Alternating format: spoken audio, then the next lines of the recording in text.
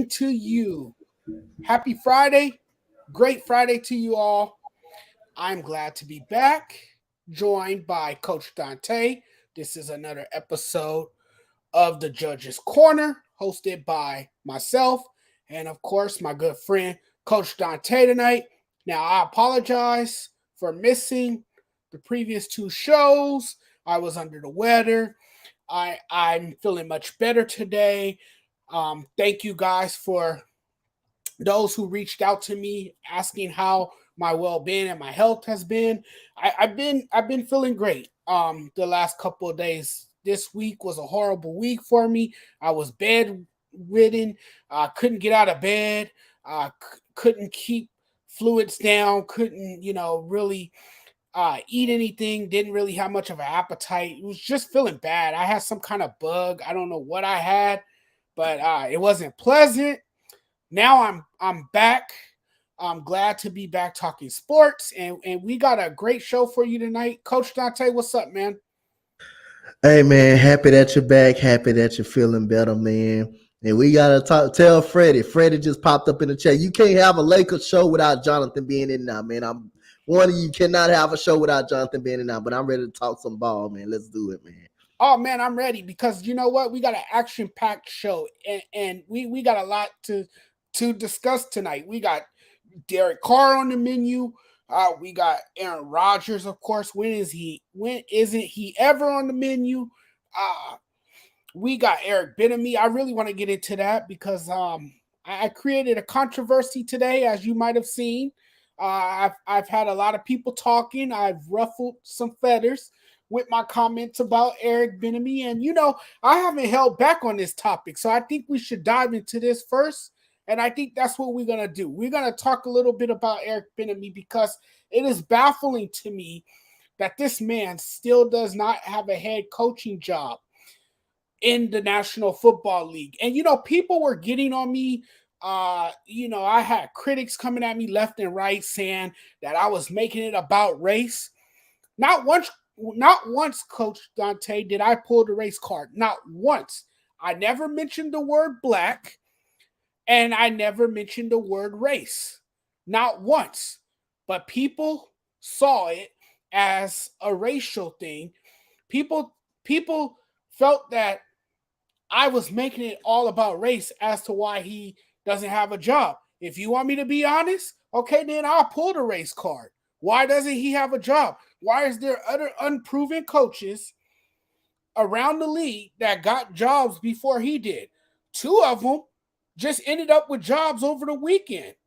Not over the weekend. Early this week, and those two guys were coordinators for the Philadelphia Eagles. Now, you mean to tell me those guys are more qualified and more proven to be head coaches in the National Football League? And that's not me saying anything negative about Jonathan Gannon.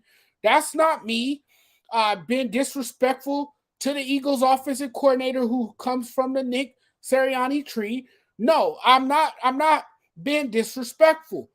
But I'm saying Eric Bieniemy, given the resume that he has, this man is well deserving of a job in the National Football League. And I don't care who I piss off. I don't care who gets mad at me because I'm gonna say what I feel is right. And this man deserves a job. Now, look, enough with the BS. He's been an offensive coordinator for 5 seasons now in Kansas City. Andy Reid has, praised him for his excellent work and his brilliance as an offensive coordinator. You heard the same thing from Patrick Mahomes. Patrick Mahomes even said that he's a great play caller. So I don't want to hear these lame, bogus ass excuses, these weak ass excuses about this man doesn't call the plays, that he's a bad person during interviews, that he's not a leader of man. I mean, this is all the stuff we're hearing, right?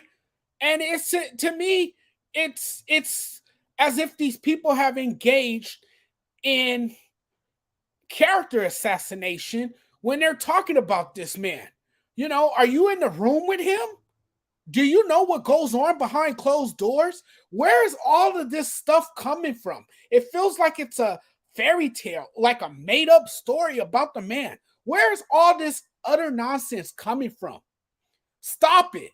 The man is deserving of a job. He has the credentials. He should not be interviewing for another offensive coordinator job. He just should not be interviewing for it. He should be interviewing for a head coaching job, and he should have got hired in this head coaching hiring cycle. Oh yeah, he definitely should have. Even like to go back to your point, what you said.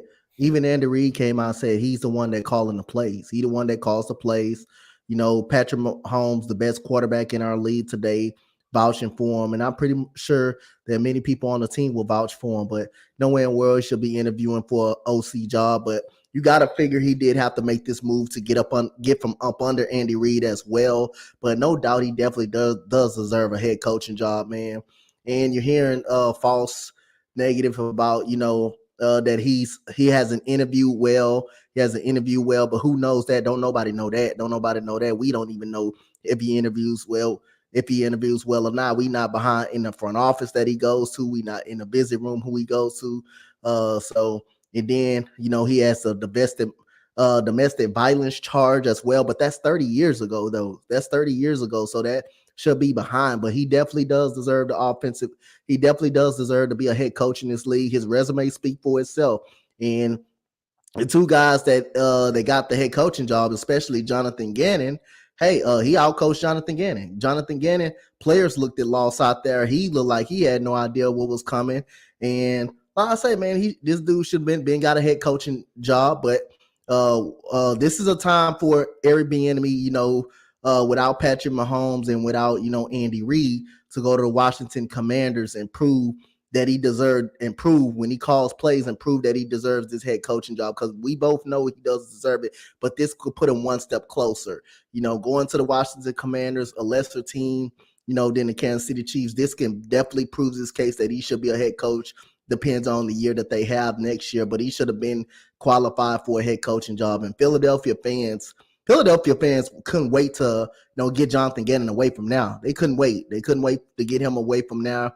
And I say, not saying Jonathan Gannon is a bad coach, but again, Eric Bieniemy, should have been a head coach in this league, and he definitely deserves to. When you got Andy Reid vouching for you, and you think about all the guys that come from under Andy Reid. Look at Matt Nagy. He had a good season for once with the Bears. You look at another coach. I forgot who else came from under Andy Reid. He was really, really good. So any coach that comes from under who? I can't hear you. Can't hear you. Unmute yourself. Doug Peterson. Doug Peterson comes from under Matt Nagy. He got a championship, and look what he's doing with the Jaguars at this point right now. So Eric Bieniemy deserves to have a head coaching job, and I wouldn't be surprised if that offense be very, very good for the Washington Commanders, because they have the weapons, they have the players to do it. So this is one step closer, I believe, from getting, proving that he deserves a head coaching job in the league. And that's where I'm not buying that he didn't call the play nonsense. I'm not buying that, because Doug Peterson, when he was under Andy Reid as his offensive coordinator, he didn't call the plays. Yep.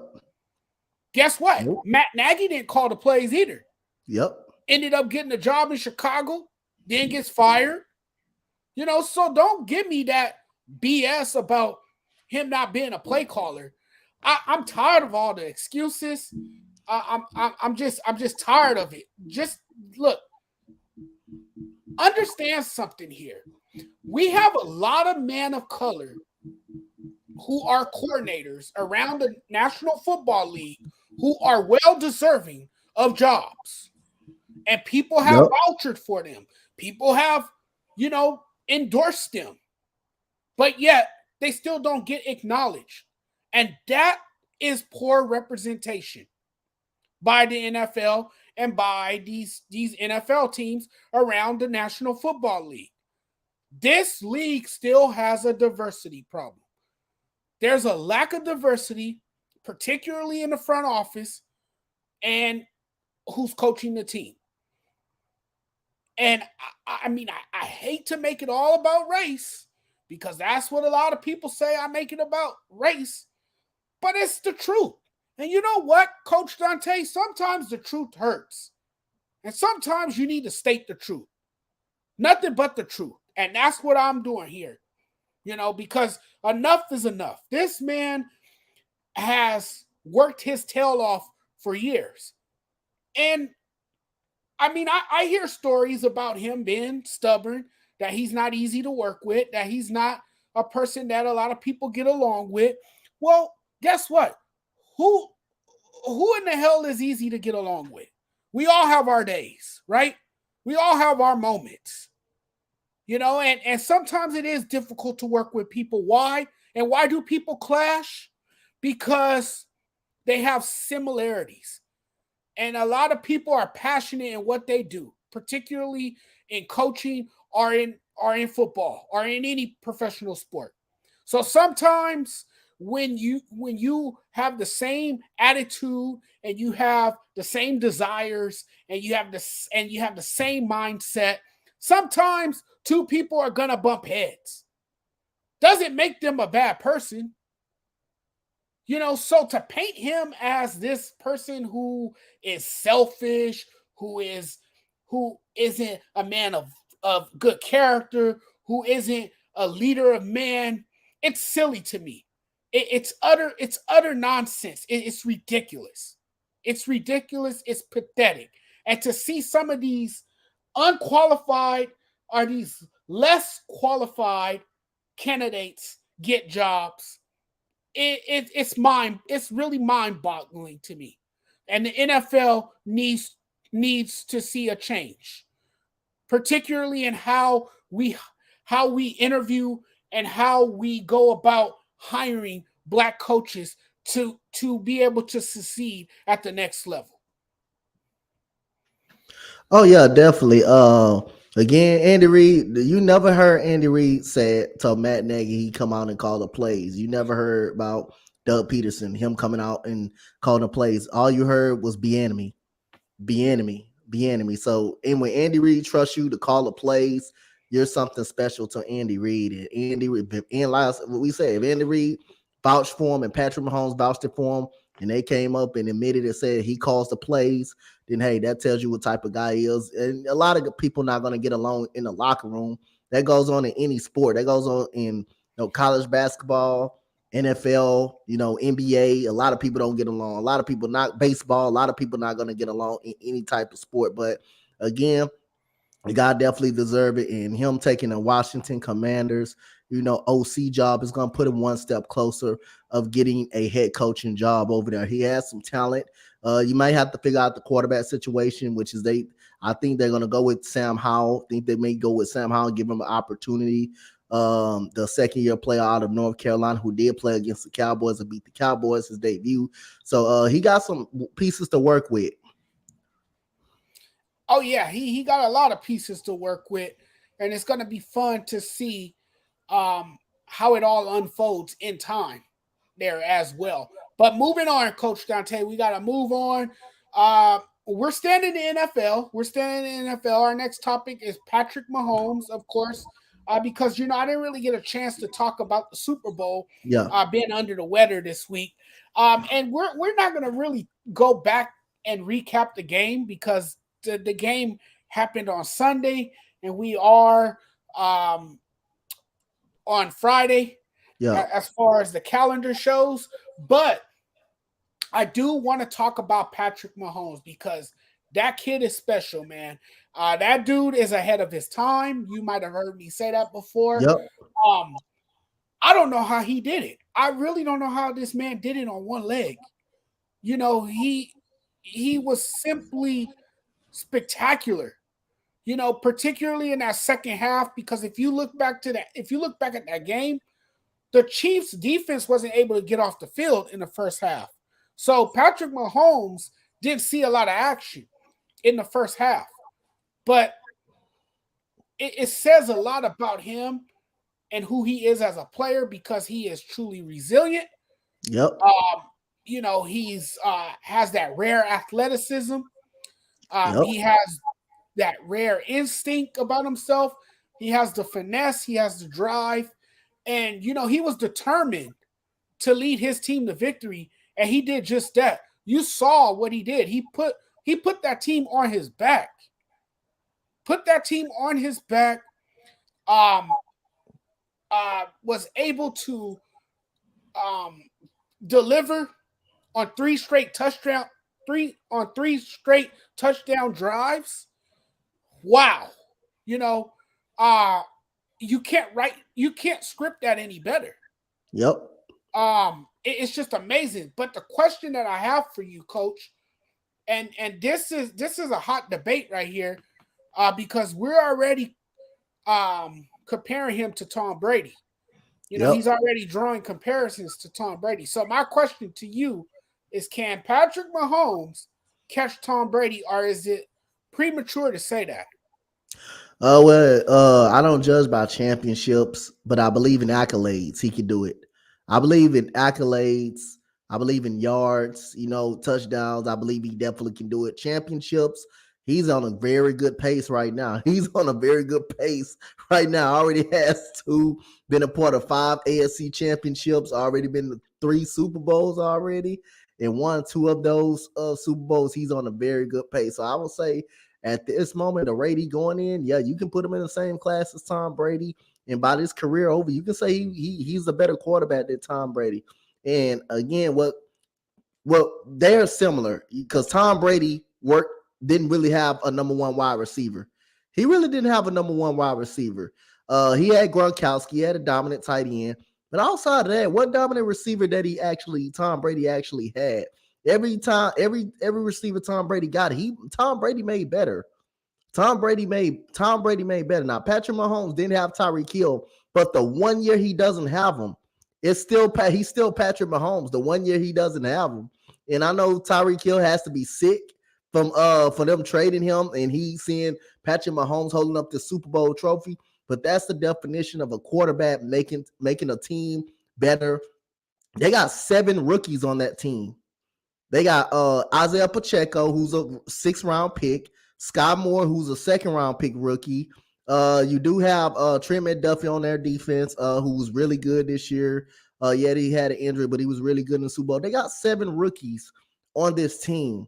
Patrick, Valdez Scantling, he's nothing more but a number 3 wide receiver, or depends on what team you're on. He's a number 2. The only superstar on this team you got is outside of him is Travis Kelce.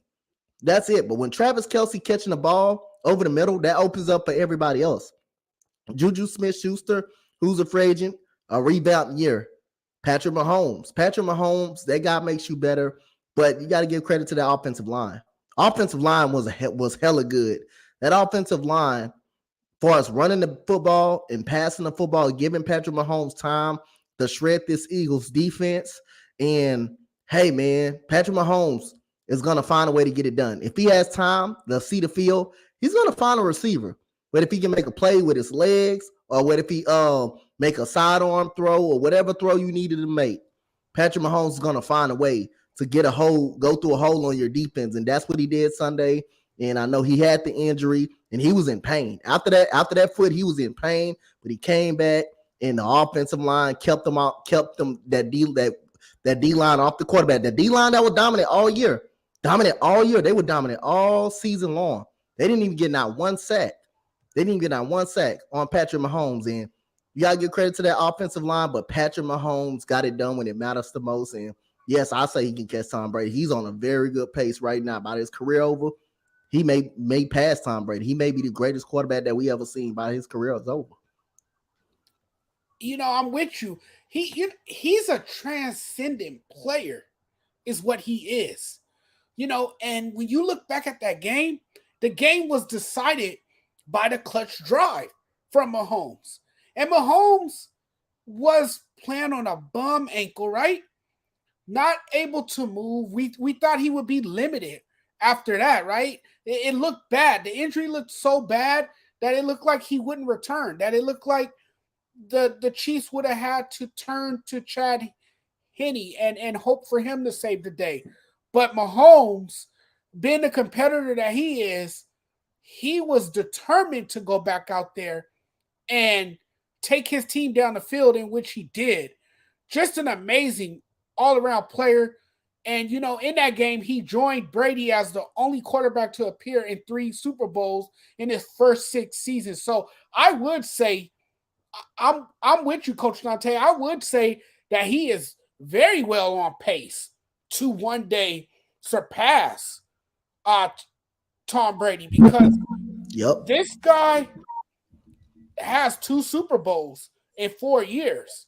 Mm-hmm. And the Chiefs are looking like a team that can build a dynasty, in large part because of Mahomes' mastery and brilliance that we've seen. It's been on display.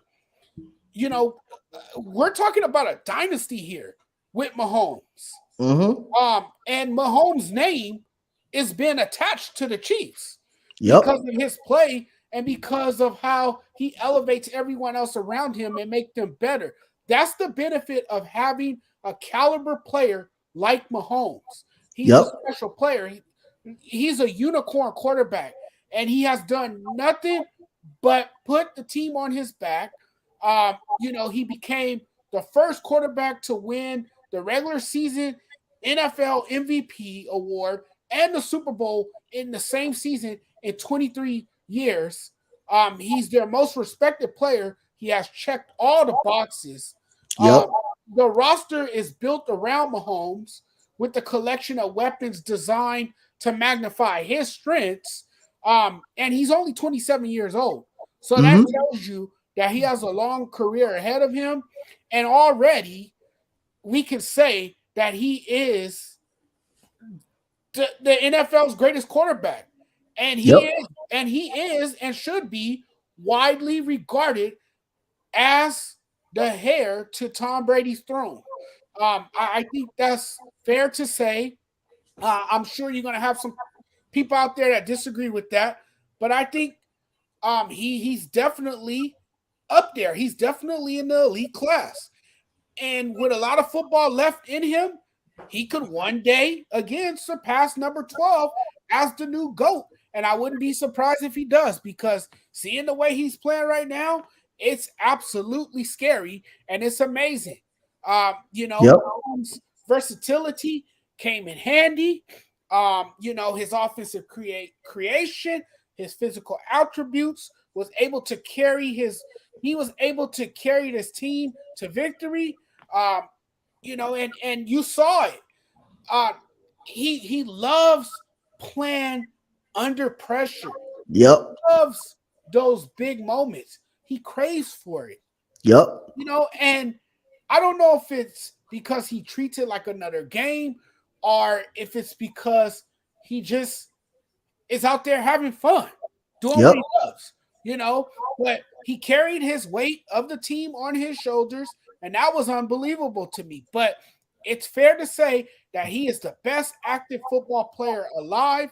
And if there's one player that can resemble Tom Brady, and if there's one player that can stand on a mountaintop with him, it is Patrick Mahomes, because he is clearly, and he showed it on Sunday, he is clearly the best football player in the world right now. That's not even close. That's not even really close. Whoever says that, they must be not watching what we watching. Don't agree with that. They must be not watching what we watching, and it's not even in the same. They're not even the same class. I mean, Patrick Mahomes. I mean, this dude already went to 3 Super Bowls, 5 straight AFC championships. Don't you know how hard that it is? How hard it is to do that? 5 straight AFC championships. They're going to lose some players in the offseason. They're going to lose a couple of wide receivers. But as long as you got Patrick Mahomes and Andy Reid up on this team and Travis Kelce, you're going to be fine. Then you got some rookies on that offensive side of the ball that could get better in year 2, and that defense can get better in year 2. You have nothing to worry about if you're a Chiefs fan, and Patrick Mahomes not going anywhere anytime soon. I'll say he makes guys better. He makes guys better, and you try your best when you're playing against Patrick Mahomes. Your game plan, hey, we got to keep this dude off the field we got to keep him off the field as much as we can. And the Eagles just wasn't able to do that. The turnover did hurt. Even though Jalen Hurts played superb. The turnover hurt because that's 7 points on the board. And once Patrick Mahomes got the ball and Jerry McKinnon kneeled that ball at the goal line, you knew the Eagles didn't have a chance. After that holding penalty, you knew the Eagles didn't have a chance. And especially the game was tied. Patrick Mahomes used to playing under pressure. You know, when the Eagles didn't. It's almost like they didn't even have a chance. The Eagles probably weren't going to see the field to by at least 6-7 seconds, and that's exactly what they had. But again, Patrick Mahomes is already, man. This dude may end up, by his career is over, passing Tom Brady. I don't know about championships, but everything else, this dude can do it, and he's already on a good place for championships as well, man. He could be dominant, man, throughout this whole tenure, man. Who's going to beat him in the AFC? Who's proven to beat Kansas City and him in the AFC? Really nobody. Really nobody has proven that. So again, Patrick Mahomes, this is scary to watch.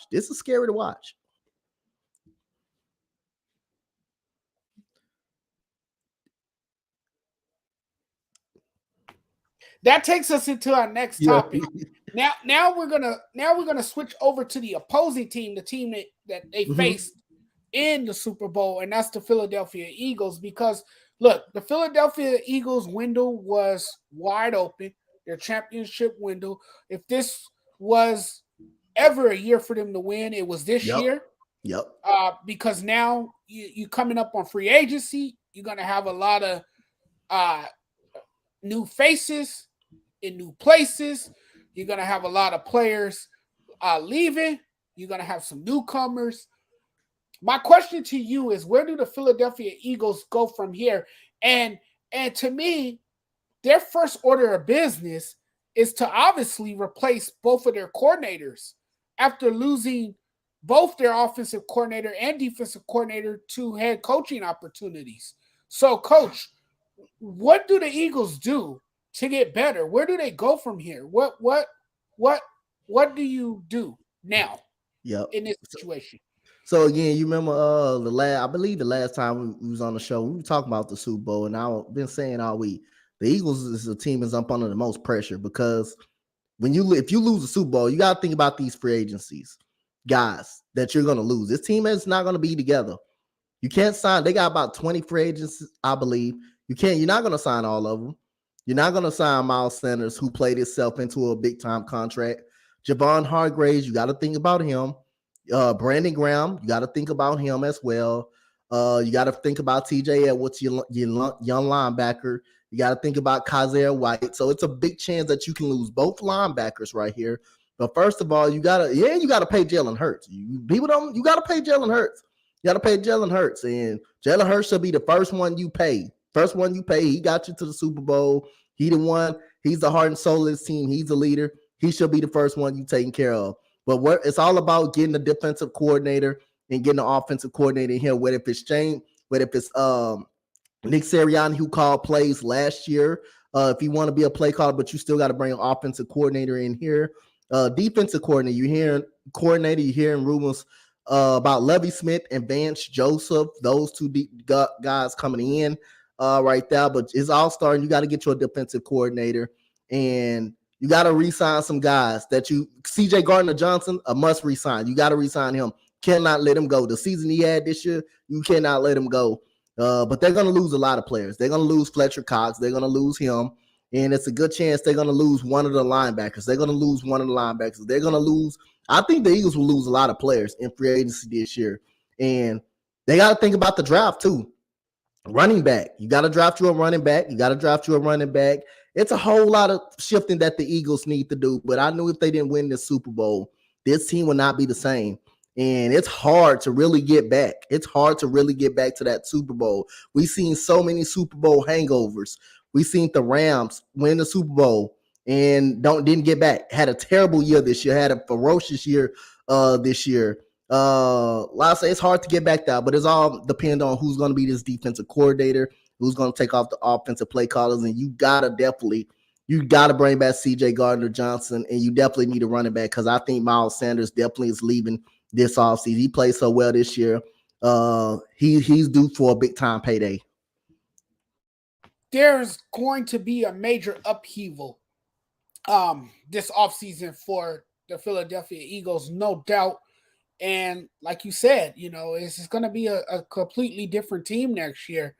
I'm not sure if they will get back, but yeah, their first priorities, their first priority is addressing the offensive coordinator and the defensive coordinator spots, and then once they fill their needs there, then they're gonna have to get something done, sit down at the negotiation table, and make sure they pay Jalen Hurts, because that's him, man. That's him right there, man. That's your franchise. Now it's all about building around him, because he has proven himself that he's that dude. And he had a breakout year. He's earned the money. He's gonna want that financial security, as most quarterbacks do. So you're gonna have to eventually get a deal done for him, and pay him a good penny. Pay him a good penny. He's gonna make at least 50. What do you think? What do you think he's gonna make a year? I think he can make up in that 40 range, that $40 Yeah, I think so per year range. I think he's right. that good of a quarterback. There's rumors out there that he may consider taking a pay cut as well to bring some guys back. But now, if you're talking about that he wants all his money, you're talking about 40 mil, at least 40 mil. Man, you think about what Deshaun Watson and Kyler Murray set the mode in. Kyler Murray got 250 mil to be to shit the bed in the playoffs. And to be inconsistent. Deshaun Watson hasn't played over in a year. He's got 230 mil. So this market for the quarterbacks are definitely going up, and Jalen Hurts can at least get about $40 million, at least to 45, 40 mil. You know Justin Herbert, he's going to get paid a bag. He's going to get paid. Lamar Jackson can potentially get paid still. So I know Jalen Hurts, for taking this team to the Super Bowl and showing this franchise that he's that guy.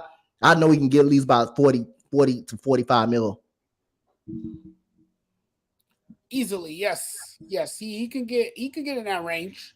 Yep. Maybe even more, depending. But yeah, man, it's gonna be interesting to see the Eagles this offseason and what direction they go in, and how many guys they can keep together on that team. But you're not going to be able to keep everyone together, and every team runs into a situation like this where you have to start thinking and fast, because you realize that it comes to a point where you can't keep everybody together on one team. Yep. And then you start having big decisions to make. And that's where the Eagles find themselves, where they're going to have to make big decisions. And some players are going to say bye, and then some players are going to be like, okay, I'm going to come back and try it again with you guys and what we can do. But it's going to be an interesting offseason indeed for the Philadelphia Eagles. But now we're going to move on. We're going to talk a little bit about Aaron Rodgers, because Aaron Rodgers' name has been mentioned, and there's talks about him possibly joining the New York Jets, due to Packers, not the Packers, do the Jets pursue, do the Jets even consider trading for Aaron Rodgers? Because he could be looking for a new team. So if you're the Jets, knowing your situation right now, how much you are in desperate need of a quarterback, do you make this move for Aaron Rodgers?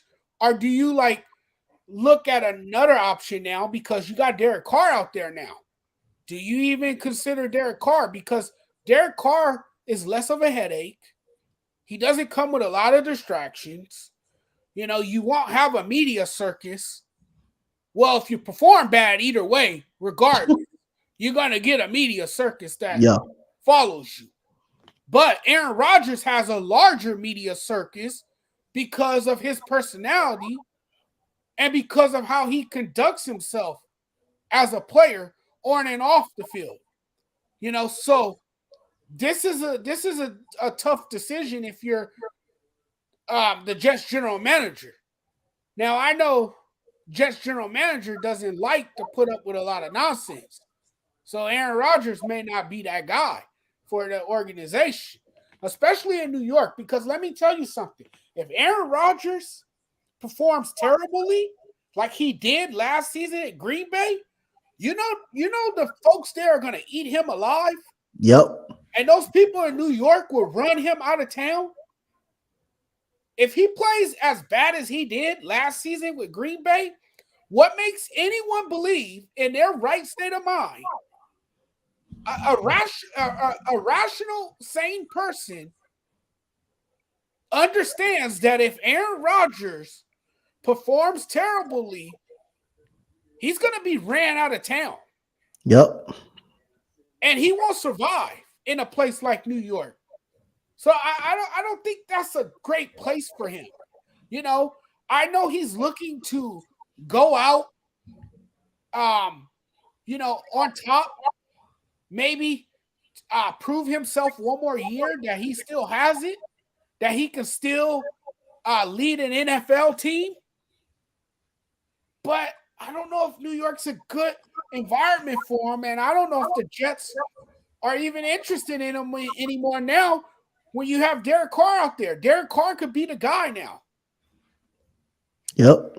So Derek Carr could be the perfect guy for the New York Jets, but that's with any quarterback. You come like Zach Wilson, how they ate him up and they chewed him alive, and he rightfully deserved to get chewed alive because his maturity and him stinking up on the field each and every time, and the players don't like him, the coaching staff don't like him, the wide receivers want to get up out of it just because of him. Derek Carr brings you a little more leadership in there. Now since he's a free agent, he free to visit with pretty much anybody. But Derek Carr would be a perfect thing for them. I think he can entice the receivers to be there for a little while. I think he makes the receiving corps more happy. I think the coaching staff would love to have him a part of this team. But I think he's leaning towards another route with the Saints. I think the Saints will be a good option for him. They got a very great defense. They got some receivers, and he will be the best quarterback in that division. Derek Carr right now, if he goes to the Saints or the NFC South, he will be the best quarterback in that division by far. But I think the Jets, with a good defense, up and coming defense, I think the Jets are just right for Derek Carr. But it makes me feel like, the right decision for Aaron Rodgers, if he does get traded, is the Raiders, the Las Vegas Raiders. He can end up there as well. Devontae Adams, I don't think nothing is wrong with their relationship. I just didn't think Green Bay just didn't want to pay Devontae Adams, and they just decided to settle and pay Aaron Rodgers that money, who basically called out his receivers in the offseason. He said he don't like his receiving core. Well, they're very young. You cannot say you don't like your receiving core. You gotta lift them up. You gotta make them. You gotta go out there and motivate them. Go out there and get some work. And plus, he didn't play in the preseason with them, so you're gonna be off when you start the regular season. You're definitely gonna be off when you haven't played a preseason with them or worked out with them. But at the end of the day, I think the Las Vegas Raiders will be an opportunity for him to reunite back. They do got some weapons over there. I think that defense got to be great. The defense hasn't been good for the Las Vegas Raiders, but I think Derek Carr, being with the New York Jets, I think that's a perfect scenario for him as well. You got Jimmy Garoppolo out there as a free agent too, as well, that team's going to want for a starting quarterback. So it'll be interesting to see what Derek Carr lands. It'll be interesting to see what Derek Carr lands. That way you'll probably know what Aaron Rodgers is going to do, going to land at, and Jimmy Garoppolo, quarterbacks like that, is going to land at. I think Derek Carr got treated unfairly by the Las Vegas Raiders. Yes, he did. I think he got treated unfairly. I think you can't place all of the blame on him. You got to look at the entire organization and the team as well. Josh McDaniels shared just as much as the blame as Derek Carr did. Now, look, I'm not letting Derek Carr off the hook because Derek Carr had an awful season. he was atrocious. He was bad. But it's because Josh McDaniels wasn't able to adjust his style of coaching. When you have a player as good as Derek Carr, who's very unvalued and unappreciated, you have to adjust your style of coaching. You have to look at everything you have on your roster and, take everything that you have on your roster and make it work for your players. You have to change up the strategy. You have to change up the strategy. You have to change up your game planning. You have to do things that will benefit and work for your quarterback or your player. And that's what Josh McDaniels doesn't do. He coaches the way he knows how to coach. And if it's nobody else's way, it's his way. And that's why the Raiders were in the situation that they were last season, and that's why they had a bad season that they did. Look, they had 4 games that probably were winnable games had they not blown late leads in that game. They had some double-digit leads that they blew. So I mean, the Raiders, man, they had some games that they should have won. It could have been a different scenario for them had they won those games, but they didn't. But I think Josh McDaniels should have been the one on the hot seat and not Derek Carr. And I think this will come back to bite them in the ass by releasing Derek Carr. Yeah, but Why did I don't think quarterback who was a top 10 quarterback in the previous 2 seasons? He was a top 10 quarterback in the previous 2 seasons. He was fine when John Gruden was the head coach. Yep. And it's not fair because this is a guy who's had to learn new playbooks, adapt to new systems.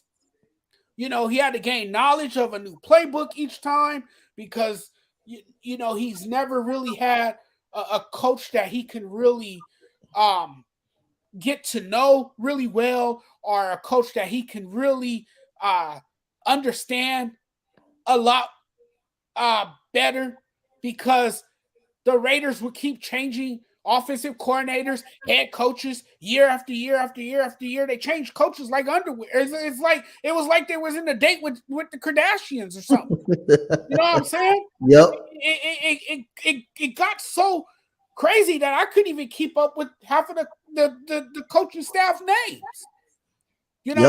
That's how much the Raiders would change coaches. So how you expect Derek Carr to maintain a level of consistency and to be an efficient quarterback when you always expect him to learn a new system, gain knowledge of again, I don't think Josh McDaniel never wanted them there.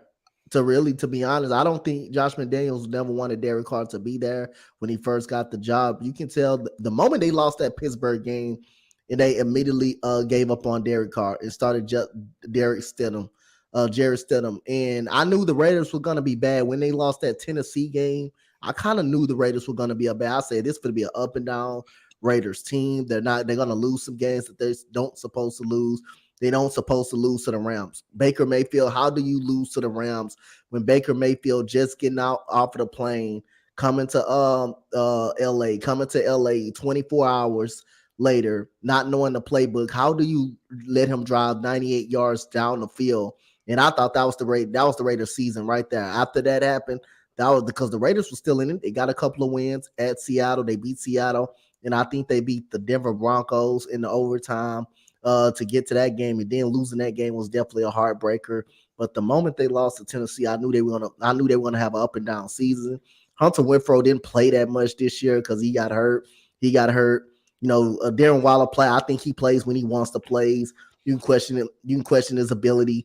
Is he really hurt? Do we want to play for the Raiders? I don't really think so. But Josh McDaniels, I don't think he's a big Derek Carr fan, but I think it's going to come back to bite him, like you said as well. Definitely 1,000% agree with you. You don't have no cohesiveness because you always changing coaches each and every year. You're always changing them each and every year. And plus you always giving them he always giving them a lead to the front office. You always putting them whatever coach you basically hire, like John Gruden, he immediately gets power of the front office. Like Josh McDaniel, he has a say so who he wants. And I don't think he wanted Derek Carr that much. I don't think he wanted Derek Carr that much. You have Josh Jacobs, who was pissed off half of the year at times because it was a lot of games he didn't get the football, and he should have gotten the football he's shown because he was probably one of the best backs, probably a top two back in the league this coming year. He's a top two back. He definitely deserves to get paid this off season. So I believe it's a lot of things to come. I believe the Raiders are going to struggle. You can start seeing some struggles. Devontae Adams was more, but he had a great year, but he spent more time being frustrated as well. And when the last time you ever seen Derek Carr cry in a press conference because players didn't care? You had a lot of players that didn't care on the Las Vegas Raiders. You had a rookie, Devon Diablo, call a team out from not playing well. It seemed like everybody was just going out there not caring, just going out there for individual stats. It just seemed like everybody just going out there just to be on the field. And that's not Raider football. So Derek Carr definitely deserves to go out on a limb and get his own team and select what he wants, because I don't think Josh McDaniel definitely didn't treat him right, and he definitely didn't want Derek Carr there. Yeah, and Josh McDaniels is a huge part of that problem. Look, this is a guy who failed miserably his first time around as a head coach when he was in Denver. And he had the same problems with Jay Cutler, if you might remember. So, I mean, you can honestly point the finger at Josh McDaniels, his inability to coach. I said it from the get-go that he shouldn't have been hired in the first place as the Raiders head coach. I thought it was a bad move from the beginning. And I still think it's a bad hire. I still think he should be on the hot seat, but he isn't. Obviously, he's coming back for another season. I don't think it's going to get any better because the Raiders are a complete dumpster fire. And it shouldn't be that way because they have so much damn talent on the field. You have a top running back in the National Football League in Josh Jacobs. You got one of the best tight ends in the game in Darren Waller when he shows up and plays. You got a great guy on defense in Max Crosby, who's a beast, can come off the edge and make it hard for a quarterback, can disrupt passes and stuff like that. So you got players on this team. You just don't have the right coaching. And that's why the Raiders are the way they are. Because they don't have good coaching, because Josh McDaniels has proven once again that he is not suited to be a head coach in the NFL. Point blank. Now, Coach, before we get out of here, because we still got 10 minutes left, before we get out of here, we're going to switch gears. We're going to talk a little bit about the NBA, because this is NBA All-Star Weekend, and, this is one of my favorite weekends. I think the NBA All-Star Weekend is the best exhibition weekend in sports. Nothing comes close to it. Nothing tops the NBA weekend. I like the MLB All-Star festivities as well, because I like do too. Derby. I like the actual All-Star game. But if you want to watch an All-Star game and you want to be excited and you are in for some drama, the NBA is to watch, because it's definitely not that Pro Bowl nonsense. You're not getting anything out of that. But I want to ask you, Coach, what is your favorite event? My favorite event is the 3-point shootout competition. The dunk contest that just keep getting worse and worse. I remember everybody used to want to see, couldn't wait for All-Star Weekend to come just to see the dunk contest. Now it has died a little bit. I'm just gonna say the 3-point shootout. The 3-point shootout, is my favorite ones. I like to see you have a champion every single year. You switch champions every single year. Celebrity All-Star game was really good, man. DK Metcalf was really good today. Him and Calvin Johnson, they play harder than anybody on the Rockets and anybody on the damn Rockets right now. We probably could need to sign one of them guys right now. But yeah, I would say the Celebrity All-Star game and the three-point shootout. Those are my best two events, man. I really enjoy watching the Celebrity All-Star celebrity game today. I really enjoy watching DK Metcalf out there today.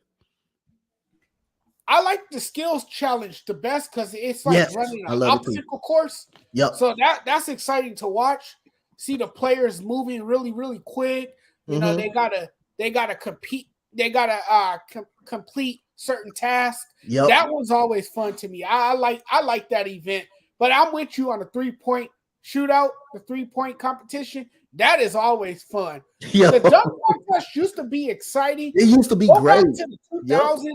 And the 90s, the late 90s, we used to get big name stars in the dunk contest. Now you don't get these big name stars. You get players that you never even heard of. Like, okay, who are you, dude? Yeah, I'm not sure. I'm not sure.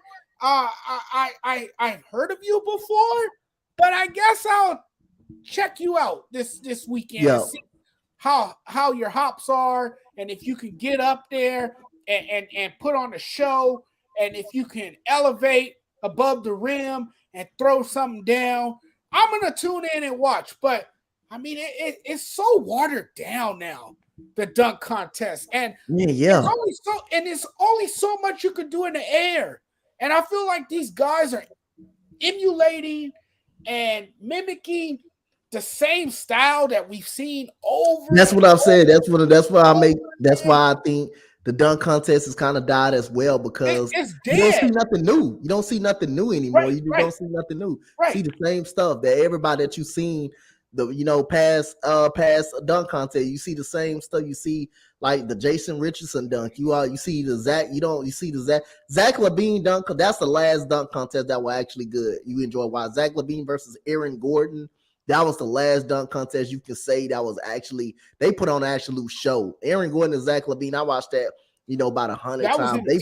That was really good, man. That's when you felt like, dunk contest. But now you watching these guys like KJ Martin, who's my guy. Like I said, he's very good. He's a very good dunker, but is he a very good dunker in the dunk contest? I know he is in the game, but I mean, it just died. For the last couple of years, it just was really, really bad. And like I say, man, skills challenge, I enjoy watching that. I enjoy watching that as well. It tests your passing as well. You test your passing, your shooting, your dribbling and all that. I love the competition too that they do. The rookies, they got the rookies going against some veterans and stuff like that. I like how they got it. I like to see the guys test the laws of gravity. That's cool. You know, but no one's reinventing the dunk anymore. No one. There's nothing new.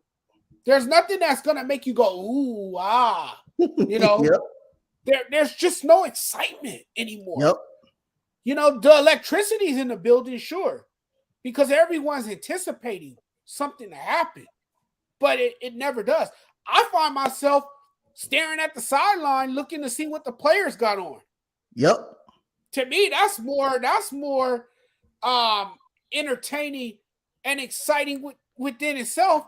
Seeing what kicks the players are rocking, what sweater they got on or what fancy pants or something they got on. That's what I'm paying more attention to than the damn dunk contest. Because the dunk contest, it has you laying back and it just does nothing but put you to sleep. That's all it does. That's all it does nowadays. That's all it does. Because it's so boring and it's almost so predictable. Because everyone's going to do the same thing that you saw a year ago. So, I mean, that's what it has become in recent years. But, man, we're running out of time. It's been a great show. Thank you for tuning in, everyone. We really appreciate it. We want to take time to thank all our viewers out there because without you guys, none of this is possible. So we appreciate everyone who tuned in tonight. Thank you guys for watching. It was another great episode of the Judges Corner. Coach Dante, I'm going to give you the floor now. Tell everyone where they can find you and give me your final thoughts. Y'all can find me at Coach Dante on YouTube. Y'all can find me at Coach Dante right here on Sports Empire Network, play-by-play guy. Coming on every Wednesday, Friday with Judge's Corner, Key in the Building, 7,200 seconds as well. So man, my final thoughts, man. Like I say, enjoying All-Star Weekend. But after the All-Star break is when I'm going to be more excited about. Got the Lakers with an impressive win against the New Orleans Pelicans. Interesting stat: the Lakers has to go 17-10. This coming after the All-Star break, they have to go 17-10. They have to play teams. They only play 3 Eastern Conference teams, and the rest of the teams are in the West. Got teams that are in front of them. That's a tough matchup. And the way you look at their schedule, is that really a 17-10 schedule? You do got to play Oklahoma. you do got to play Oklahoma City twice. You do got to play Memphis. You got to play the Mavericks again. You do got to play the Rockets up in between there. But I'm gonna leave y'all with this question: can the Lakers really go 17-10? And throughout this whole process right here, they have to go 17-10. They have to go 17-10. If they go any worse than that, they would not be even in the play-in tournament. We do know they made some moves that made them a little bit more better, but how much better coming out of the All-Star break, we're gonna see. And that's my final thought. Realistically and mathematically, no. No.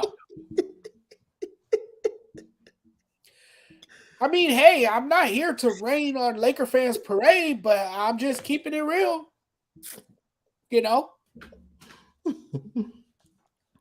But hey, everyone, thanks for tuning in. We really appreciate it.